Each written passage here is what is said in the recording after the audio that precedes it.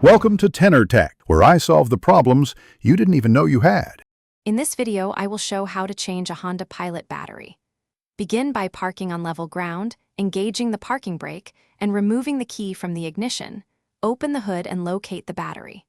Put on gloves and safety glasses, then identify the negative terminal and loosen it first.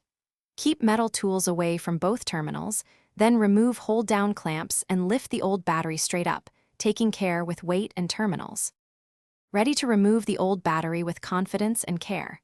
After loosening the negative cable, fully remove it and tuck it away to prevent contact, then loosen the positive cable. Unbolt hold-down clamps and lift the battery straight up, using both hands to control the weight. Inspect the tray and cable ends for corrosion. If present, neutralize with a baking soda and water mix, rinse, and dry completely before installing the new battery. Now install the new battery step by step with a calm, steady pace. Set the battery into the tray the same way the old one sat so terminal positions match. Secure the hold-down clamps without over-tightening.